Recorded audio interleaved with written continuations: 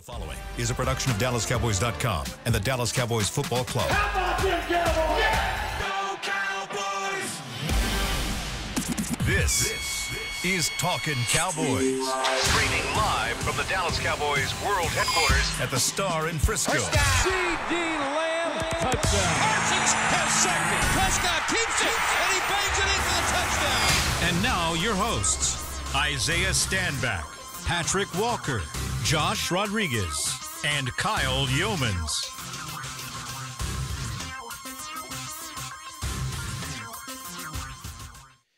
It's a wonderful Wednesday edition of Talkin Cowboys presented by Black Rifle Coffee Company, live from the Star in Frisco, Texas, and the SWBC studios. Welcome in, everybody. We've got the whole cast and crew ready for you to rock today. With Patrik "No C" Walker, Josh Rodriguez, Isaiah Stanback. I'm Kyle Youmans with Chris Beam in the back. Chris Beam, do you have the sounder? I don't. It's okay. That's fine. It's fine. I have one. What's the sounder? That sounds like breaking news. Oh, it is. Go ahead, Kyle. It's rare. We rarely have breaking news. Damn good. Off the top of the show. Off the top rope. In the middle of the morning. We are the 9 a.m. podcast. Developing. It is developing. Not breaking. Developing. Thank you for that. You get these Is it, off. though? I mean, it's breaking. Unless pen comes to paper. What I'm about to say is breaking. Developing Still is what developing. happens afterwards. Yeah, it's breaking, but it's still developing. breaking right now that Jadeveon There's a lot Clowney, of things in development. Jadeveon Clowney is in the building. That is the breaking news. I like it. He is here. He is on a visit with the Dallas Cowboys.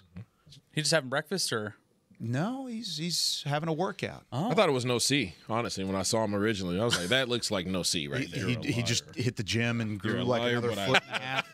You're a liar, but I love you for it. No, it's definitely been confirmed that Jadeveon Clowney is in the building. Yeah, so we'll see how that goes. He's here for a tryout/workout with the Dallas Cowboys, former first-round pick. Everyone knows Jadeveon Clowney very well. If you are even a remotely casual NFL fan, you know of Jadeveon Clowney and his contributions to his respective teams over the years.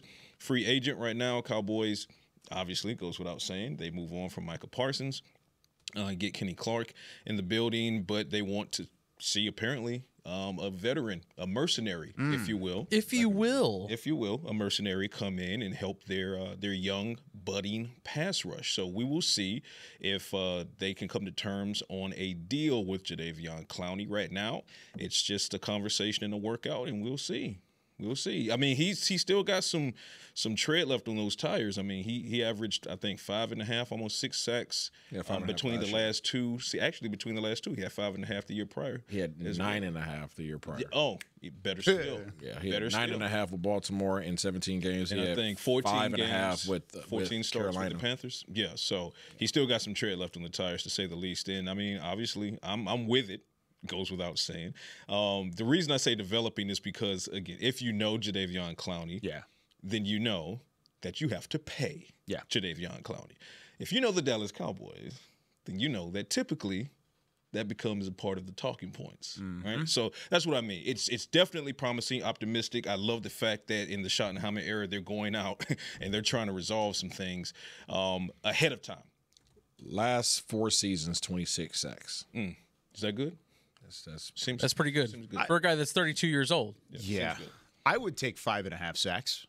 I'd sign me up. If you get just even round if it you up get to 6. 4.5. I'll take 6 on a 1-year deal. Sure. You know. Yeah, you give me 4.5 sacks, I'll be fine. Give him $3 million. Be okay. 1-year deal for 6 sacks. There you go. You ain't getting that. I don't know if you'll get 6 sacks. You're not getting 3. Wait, which one? Which one? Not getting am I him for getting? 3. You're not getting him for 3. Goes back to what I was saying. This is why we said develop. I think it's more likely. I think it's more. That's a fun game. I think it's more likely that you would get him for 3 than he would get 6 sacks.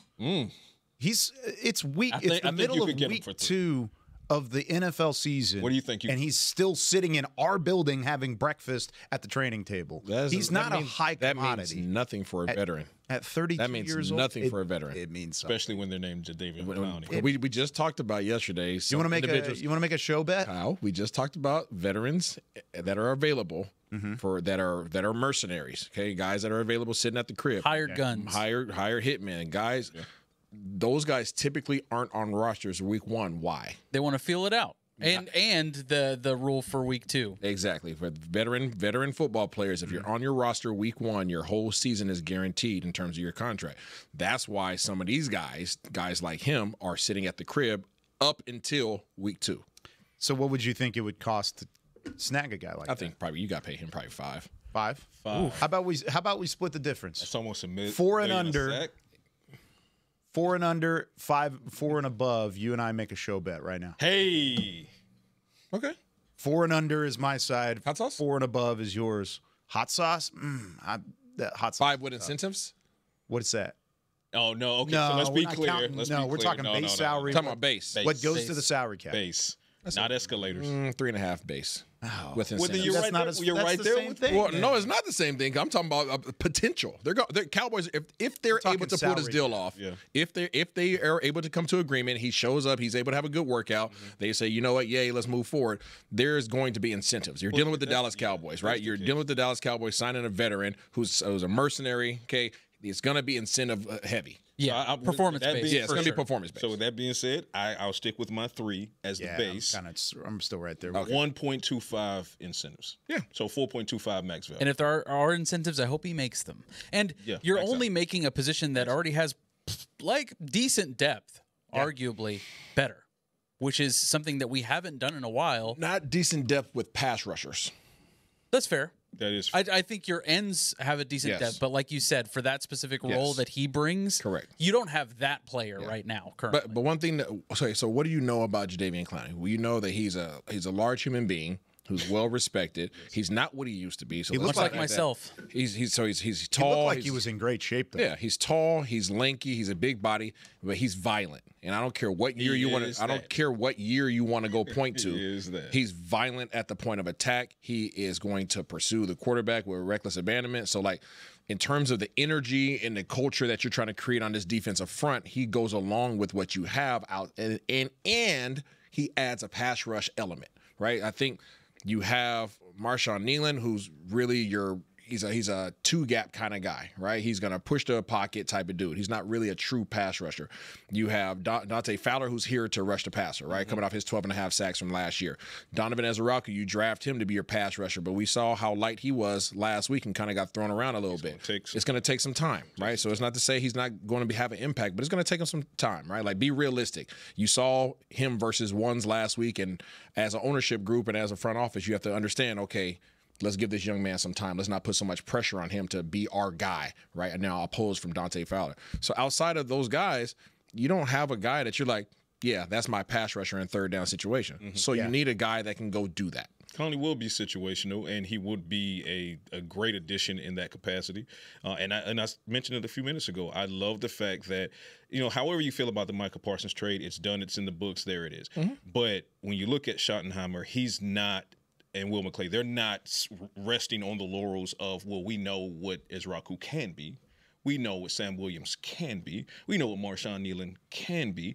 They're saying all of that's true, but it's also true that we're not going to wait around to find out that they can be the impact piece. We're going to let the year progress, and they're going to one or multiples of those guys are going to turn out to be impact guys before this year is over.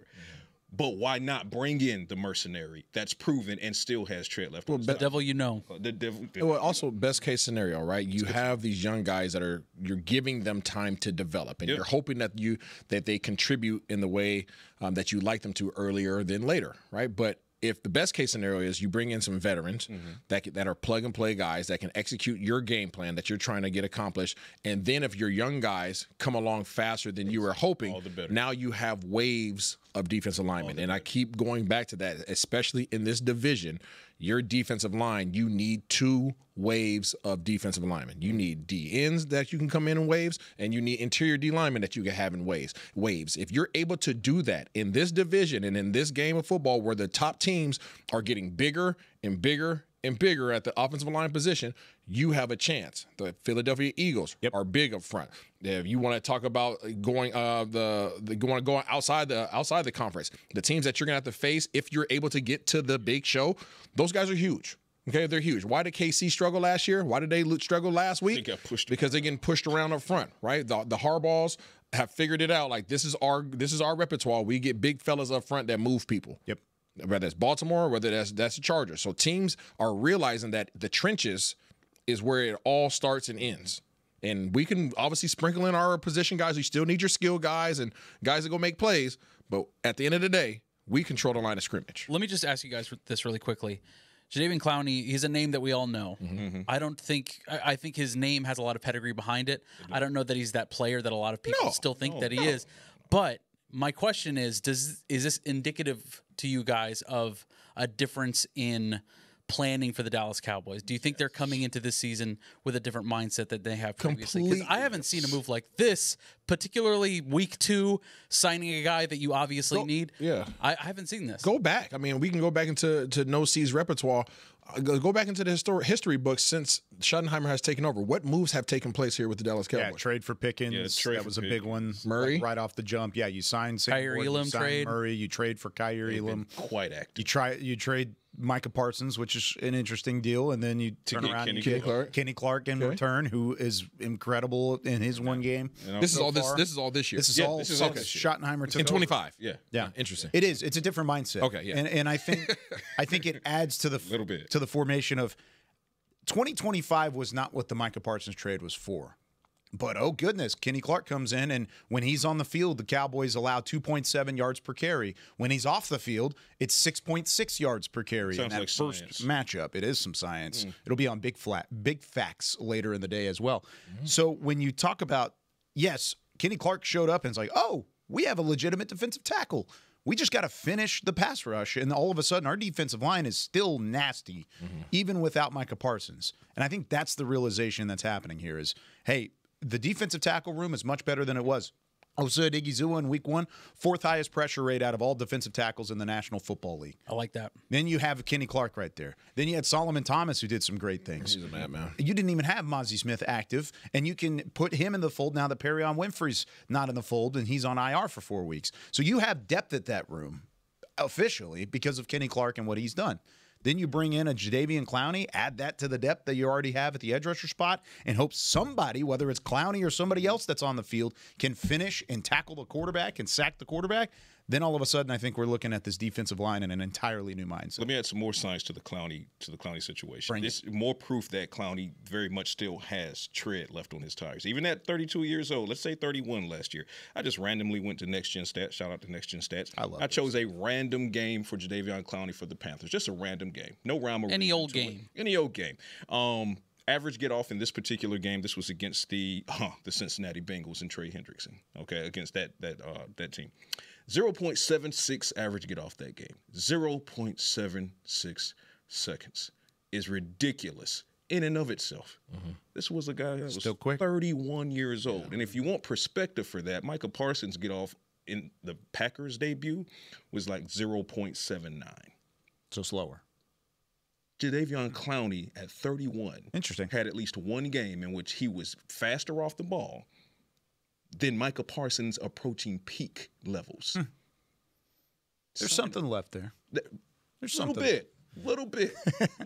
And if he's in a rotation that warrants him being fresh all game long, I like it. Was there any injury concern with him last year that you know he of? started 14 games last year. Yeah. So I don't know. I mean, a lot of times if they bring in a guy and he's eating breakfast 14 in the front last year, 17 the year before. There's going to be some level of interest there on the Cowboys side of things. I like it. I think it's an over-the-top move? No, but exactly how I just outlined. Over the top. It's another thing you can add to the list of moves you've already made. Absolutely, and I don't think they're done. I don't think they're Nope, done. I think they this shouldn't is, be. like I said, I think this is indicative of a change of operation for the Dallas Cowboys and how they're willing to operate now going forward. No.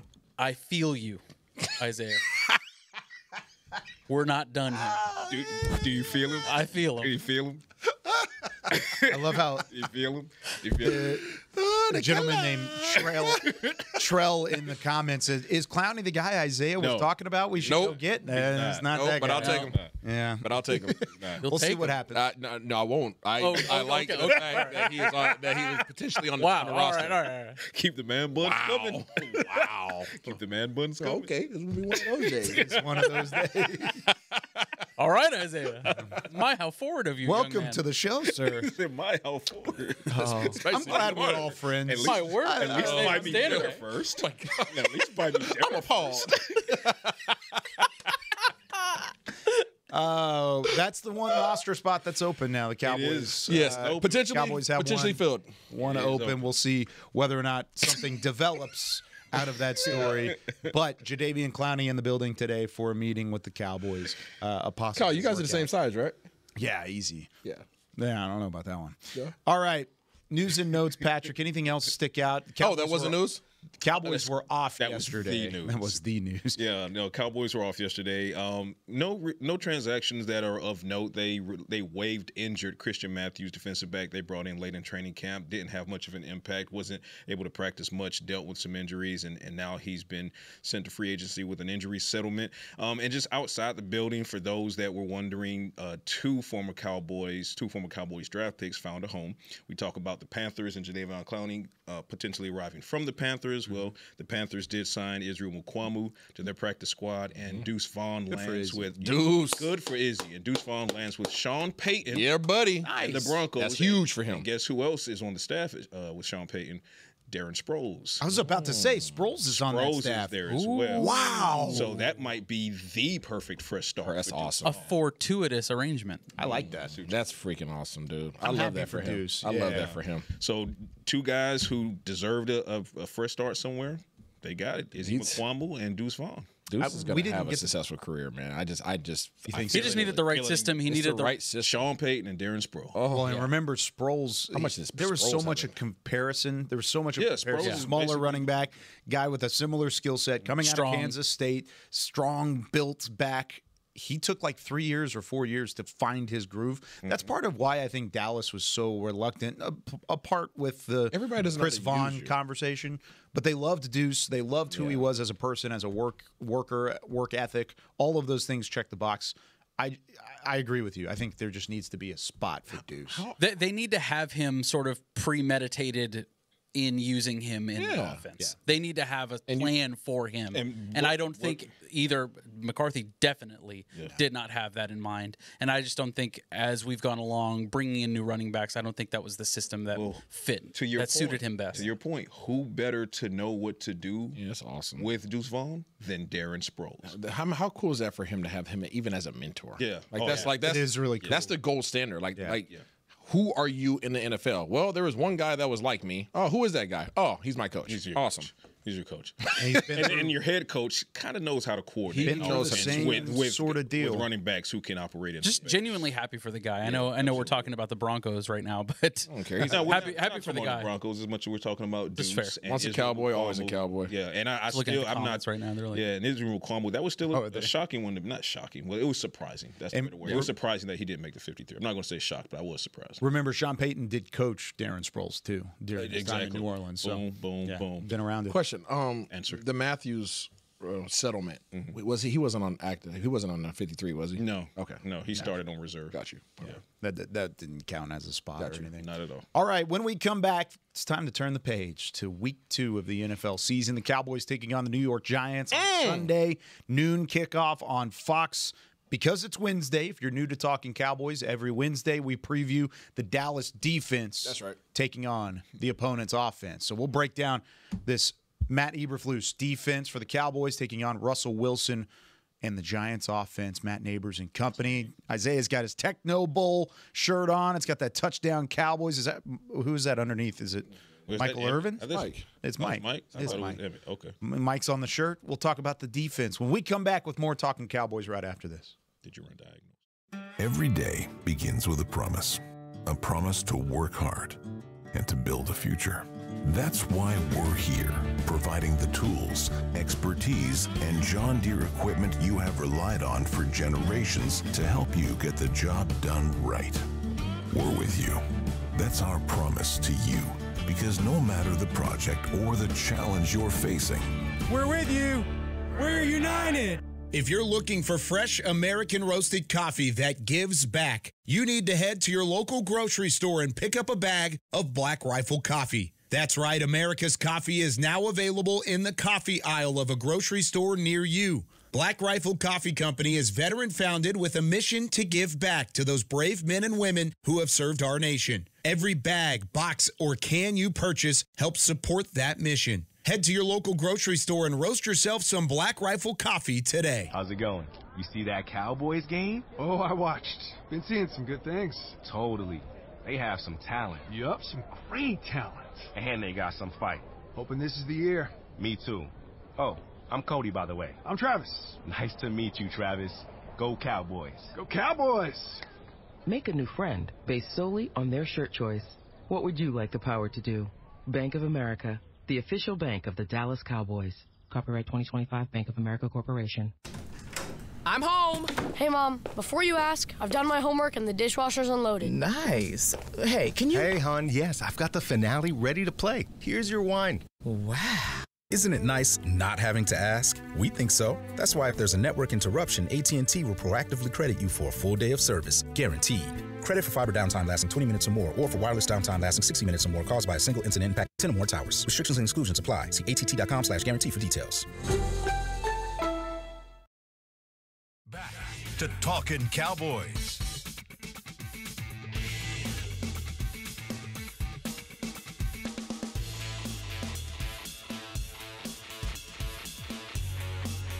Back here on Talking Cowboys, this segment is brought to you by Invisalign, the official smile of the Dallas Cowboys. I didn't give the comment of the day yesterday, and I'm disappointed because it was a really good one. It was. I had it saved.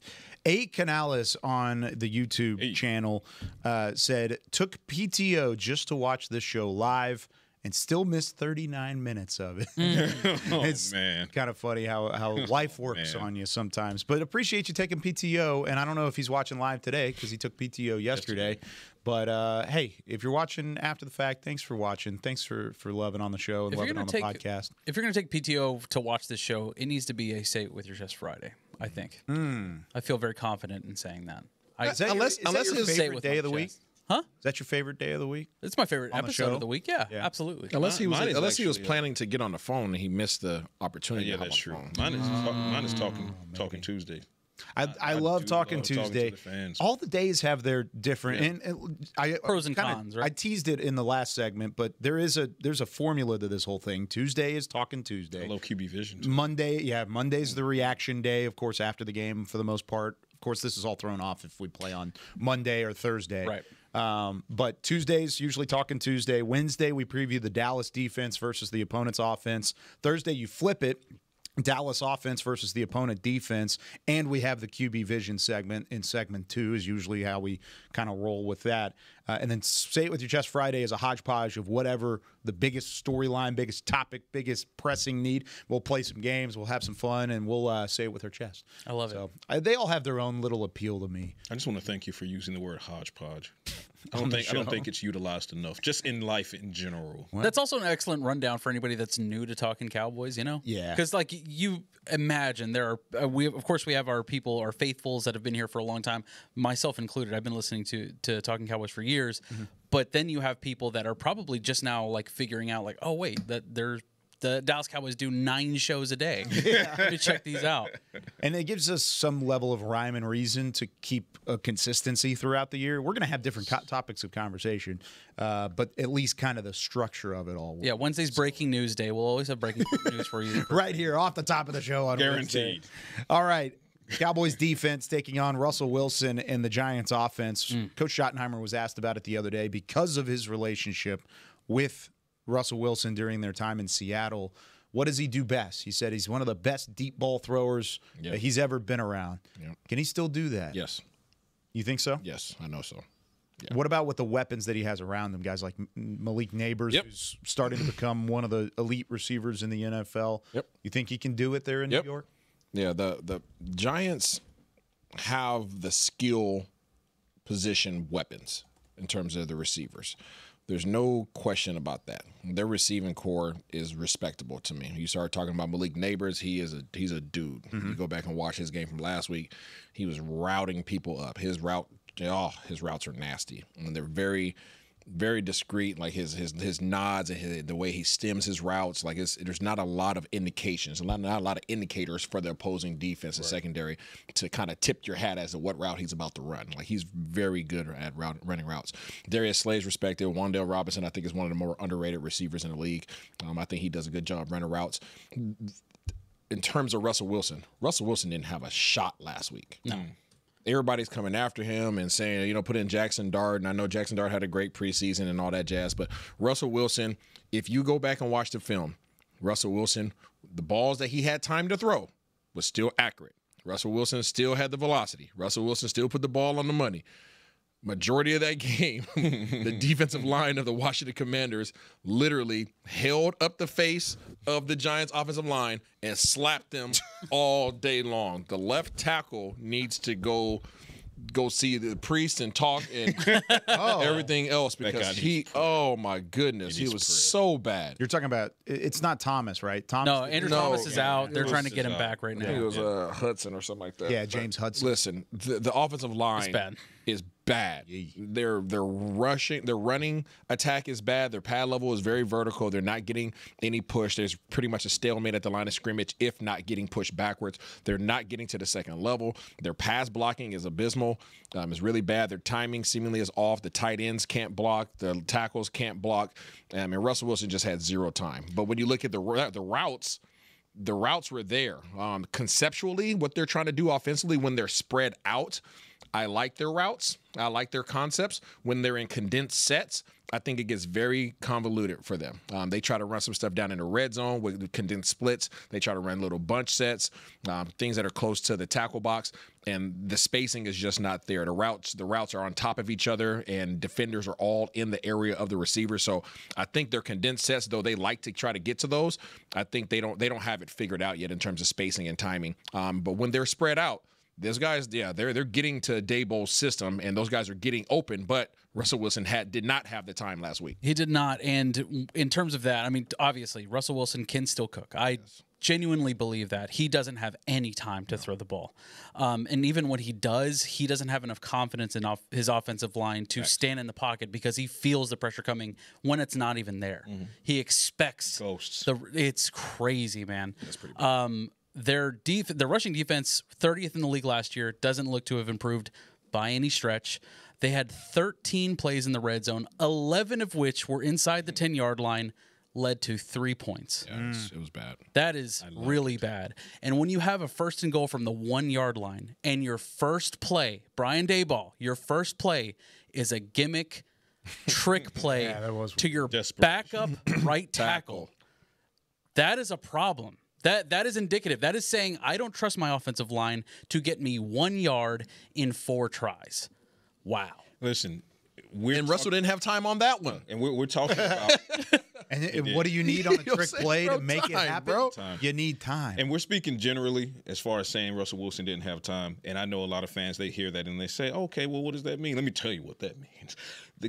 The Giants' offensive line on 45 pass blocks, 45 dropbacks, they allowed 28 pressures. That's insanity. More than half the time that Russ dropped back. What's that, 60%? Yes. He was under duress, which is, to Josh's point, why he started feeling ghosts, even when they weren't there. He went full Sam Darnold. Okay. So that bodes exceptionally well for the Cowboys, especially if Andrew Thomas can't come back for week 2, because you mentioned James Hudson. You guys mentioned James Hudson. He was accountable for 9 of those quarterback pressures. 9. There was some series where it was back-to-back. Yeah. Back-to-back play. And credit to Russ, given that he was pressured 28 times, only allowed 2 sacks, only sacked twice. He was running for his life. Yeah. But in running for his life, he couldn't set his feet. He couldn't get the accuracy level that he wanted had he been able to set his feet. So, this is a game where, with or without Jadeveon Clowney, but specifically with or without Jadeveon Clowney, this is a team in the Cowboys who came off of a great pressure rate against the Philadelphia Eagles. They didn't get home but once, and that's the Philadelphia they could Eagles. Get home. I do have one concern. Because I'm not. We're laying this out as if Dallas is about to just run through this cast like some hot dog water. This is not. Dallas still has a lot to work on. Yeah, they still have a lot to work on, and I think I do believe that it's an opportunity for these young DNs to work on their pass rush and maybe or Jadeveon Clowney. Or if he's without, possibly, preferably with. Maybe that's why he's in the building. Well, maybe that's why he's like, oh, y'all play the Giants. Let's think about it. Last week, the first half, I'm pretty sure the D-line was instructed to two-gap and try to contain Jalen Hurts.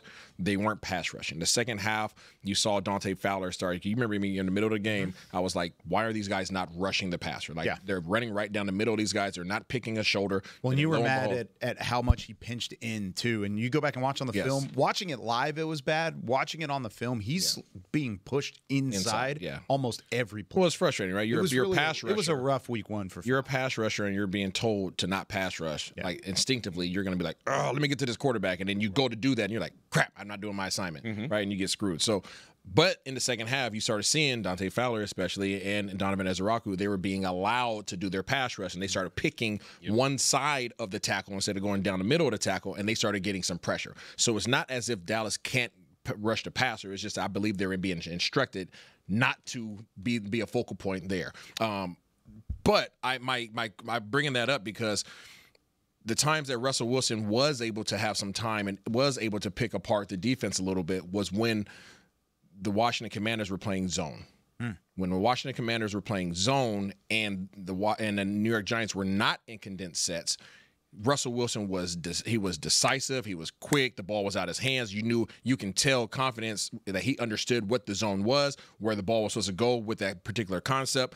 And it was old school Russ, right? Just boom, receive the ball, dump the ball. Let's walk with confidence. Let's get back to the line of scrimmage. The Washington Commanders played a lot of man-to-man defense, a lot, because they had confidence in their ability to get home at the defensive front.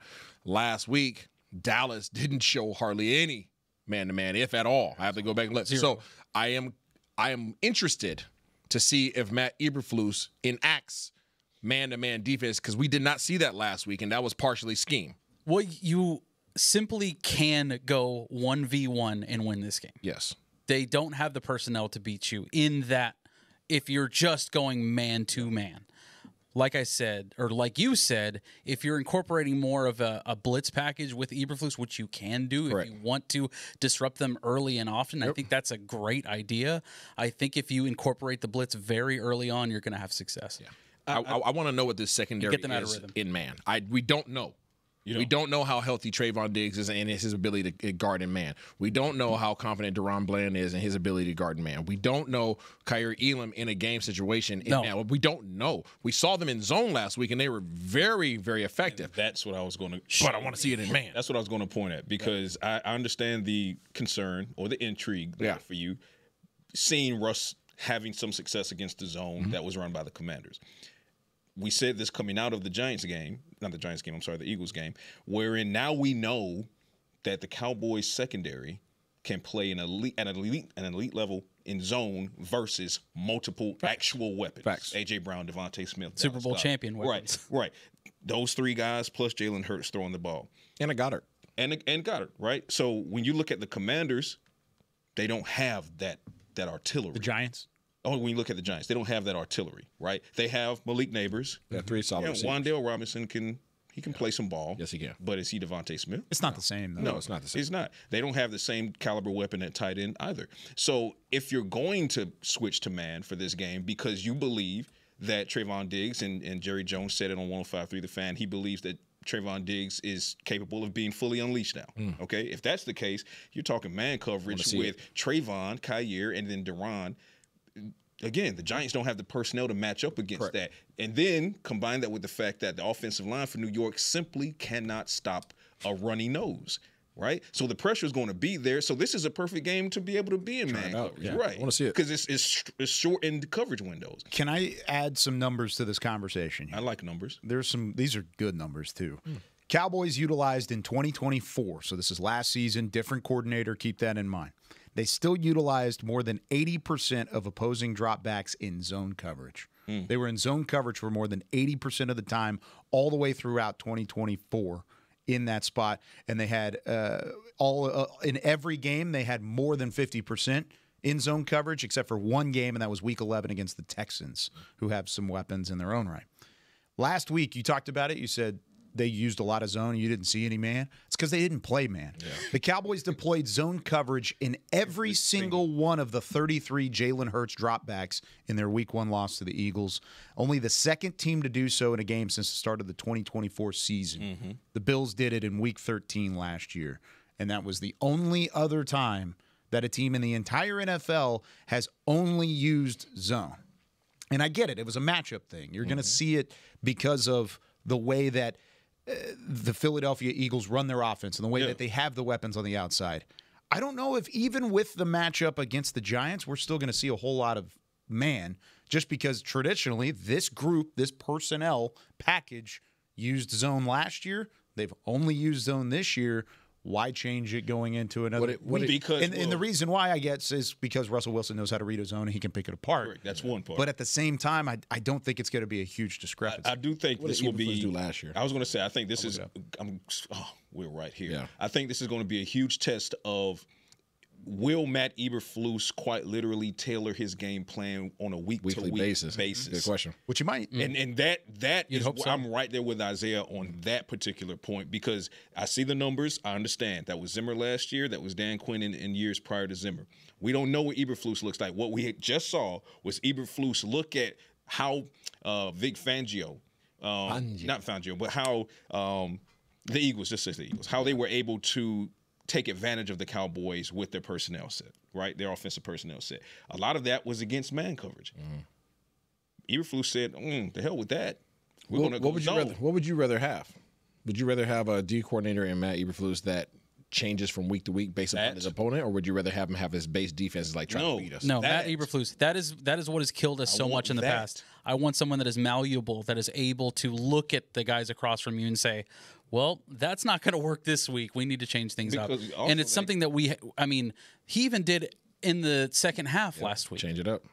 It wasn't working in the first half. You weren't able to contain Jalen Hurts. Wasn't able to get pressure. No, not at all. And then immediately came and started bringing pressure. And then in halftime, granted, it was the long halftime, and then you had the delay and everything, but the defense played much better. They held them in the second half, and they contained Jalen Hurts for as much as they could in that second half.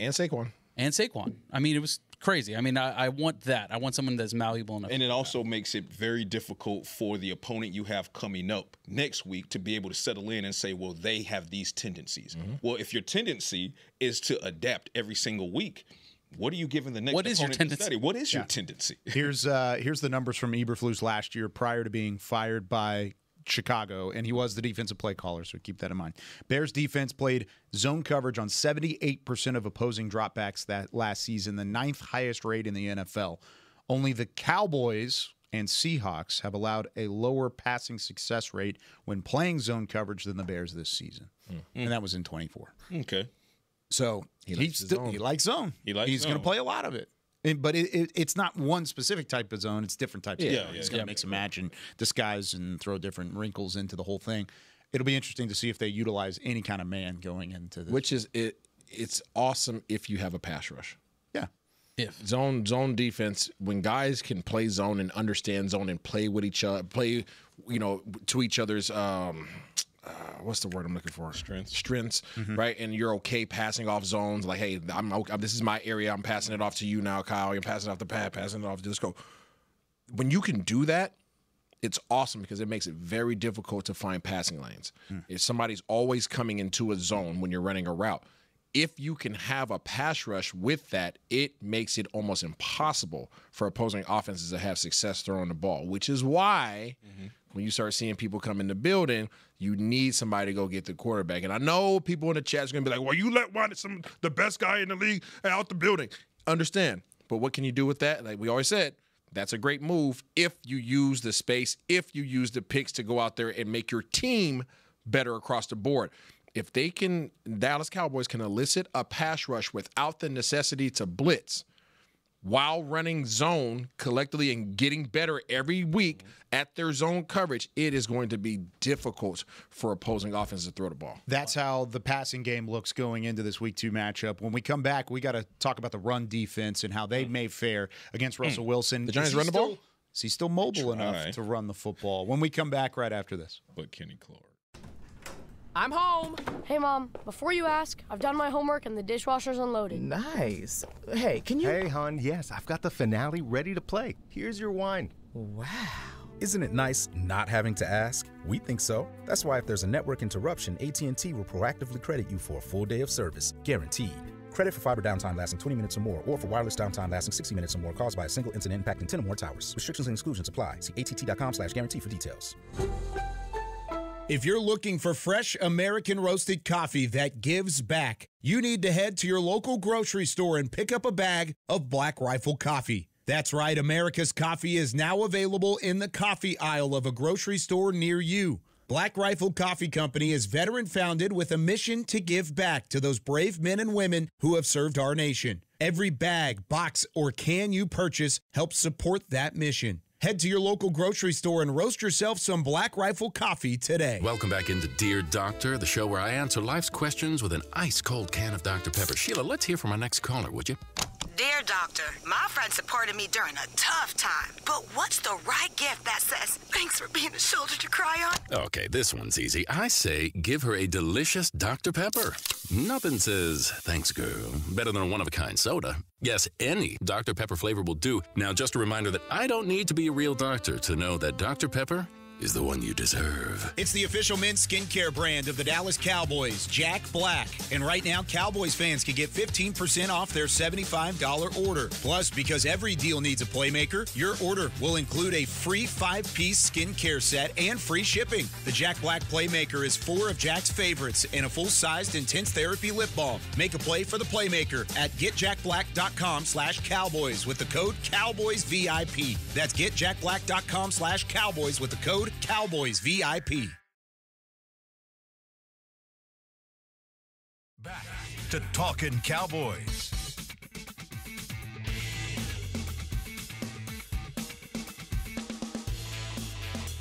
Back here on Talking Cowboys, the search is on for the 2025 Fan of the Year, presented by Captain Morgan, now through September 29th. Nominate extraordinary NFL fans, dynamic duos, and game changers who rep the Cowboys with pride. Turn every game day into an unforgettable adventure. You could be sent to Super Bowl 60. Enter to win. NFL.com/Fan of the Year. Have you ever had Captain Morgan before?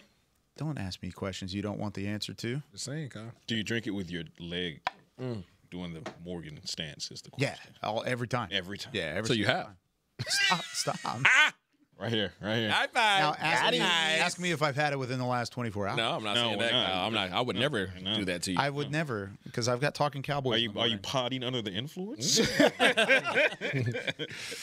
Thursday night football. No, that's Black Rifle coffee. Yeah, it is Black Rifle. Double cup Don't cow get it is what we call it. Double cup cow, what they call it. All right. Patrik Walker Josh stuff. Rodriguez. Hi. Isaiah Stanback, Chris Beam in the back. I'm Kyle Youmans. Patrick, you know what time it is? It is time for Science. Science, yes, sir. The first edition of Lab Coat of the 2025. That's Lab Coat NFL with a season. K. With a K. No C's. With a K. Just one K. Right? So, since we're talking about Cowboys' run defense versus the Giants' attempt to run the ball in this coming Sunday's matchup. You said attempt? Because that's what they're going to do. I'm I'm going to draw a circle around Kenny Clark. He's pretty good, huh? He's pretty good. He acquitted himself exceptionally well in his Cowboys debut against the Eagles. And No. That was against Saquon Barkley. It was. All world. You can't tell me he was good against Saquon Barkley. I can. I will. I just did. Wow. The starting O-line for Philadelphia. That is correct. That's him. Okay. And now he's going against a Giants offensive line and rushing attack that simply is not what he went against the Eagles. But we talked about Jadeveon Clowney's get off. It's insane in the upper, 0.07. But Kenny Clark, 0.89 seconds last week against the Eagles. And if you want context on that, a lot of fans ask me on Twitter, well, contextually, what does that put him against some of the best defensive tackles in the game last week? Well, Chris Jones was 0.87. Dexter Lawrence, he's pretty good. He's coming to town. 1.18 seconds on the get off. Quinnen Williams with the New York Jets, he's pretty good. He's pretty good. 1.19 seconds. The big fellas. Yes. The only 5 players on the Cowboys roster had a quicker get off last week against the Eagles than did Kenny Clark, and all 5 of them are defensive ends. You have a nose tackle, not a 3-tech. No. I don't know. A big fella. A big fella. getting off the ball faster than a lot of defensive ends in the league. That's what the Giants are going to be up against between him, Osa, Solomon, and Osa and Solly. They Shouts to the big fellas who are deceptively quick. What was Solomon Thomas's get off? Oh, I got you. Because he was, bro. You know what's crazy is you would look at my eyes deceive me? No, they do not. They do not deceive you. Let's see where it's at. That was science, by the way, y'all. If you guys didn't pick up what Nosey was putting. Solomon Thomas looks like what's that dude's name from Street Fighter? Bro. Which one? They're all wrong. They just casted Street Fighter. Did you see that? Sagat? Yeah, they're casting. I have questions about. Mad that I didn't get in that one. You could have. That'd have been awesome. Yeah, you very well could have, my friend. Why did you not? I mean, you've done WWE. Why are you not doing Hollywood? Why are you not an action hero? You never know what I'm getting into next. You never know. I think you need to. You need to put it out. I might dabble. I think you need to put it out there. If we're being completely honest. To answer your question, Solomon Thomas was 1.18 seconds right there alongside Quentin Williams. Osa was 0.98 seconds, and those guys were still eating well with that get off. And then compare that to what Kenny Clark. Again, Kenny Clark's getting off of the ball like a defensive end. Actually faster, quicker is a better word. Quicker than a lot of defensive ends. And then next to him in rotation is Zangief from Street Fighter. And Solomon Thomas. Yes. Let's check him out. Oh, wait, there he is. Fight. Wrong game, but that's all right. So, yeah, Cowboys' run defense is has a chance to really do something special and good looking against the Giants offense who simply could not run the ball at all. 23 for 74. Yeah, ungreat. Very ungreat. 23 carries for 74 yards. Very ungreat. Not ideal. Well, not just that. The Commanders have a good interior defensive line, Put it in perspective, 44 of those rushing yards was Russ. That's true. Okay, so that brings up my next question of they were mobile quarterback, week 2 in a row. He can still run it. Does that present some level of concern? Just because of what you saw from Dallas in week 1? If you had the same game plan as last week where you're just worried about your linebackers managing the current linebacker situation, Jack Sanborn, and Kenneth Murray, closing in on Russell Wilson, I think you will be absolutely fine. It's a little easier to close in on 30-plus-year-old Russell Wilson than it is Jalen Hurts right now. A little bit. Little bit. If you take, simple. I know, Jim. Like, it's not an I know. Jim. No, it's I know that. I do know, Jim. If you take out Russell Wilson's 8 attempts for 44 yards, which were on broken like plays because they don't script Russell Wilson to run the ball, then between Tracy, Singletary, and Scatterboo, they collectively had 15 attempts for 30 yards. But okay, that's not good. But don't let Scatterboo get going, man. No, he's physical. I'm not worried about him running around. You just better have more than one person. But you know what I do like, and you're right. Scatterboo is very physical, especially if you ever watched any of his collegiate tape. Like, good grief, my friend. Good grief. That being said, I have to say I like this level of physicality I'm seeing from just Schottenheimer's team. And then, of course, that permeates. We'll talk about the offense as well, but offensive line for the Cowboys. But defensive line, again, Kenny Clark and Osa and Solly, that interior is just nasty. Like, they play nasty. You know who else plays nasty? If you can get them on a contract and not let them leave. You see what it is there. Shout out to Aaron Whitecotton. Yeah.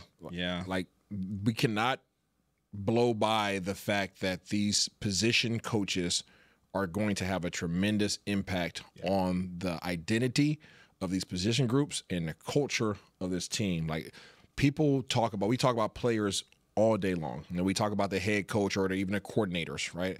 Oftentimes, the position coaches spend more time with these guys than anybody else on the staff. Yep. So when you see players start having success, when you start seeing position groups start to take on a different identity, it's not by chance. Nope. It's not by chance. So we're giving a lot of kudos to how this defensive front played last week. It's not that these guys are just like, okay, yeah, you know what I'm saying? Kenny Clark comes in here or everybody's just following Osa's. Like, no, this is a requirement. If you're playing for Aaron Whitecotton, who was the best D-line coach in football last year, that's what everybody called him, coming over from the Jets. He brought a certain mentality and a certain standard with him when he came to the Dallas Cowboys. And everybody is embodying who he is. Everybody is demanded that they put out a certain effort, that they get off the ball, that they play with a certain violence. Like, this is mandated by the position group coach.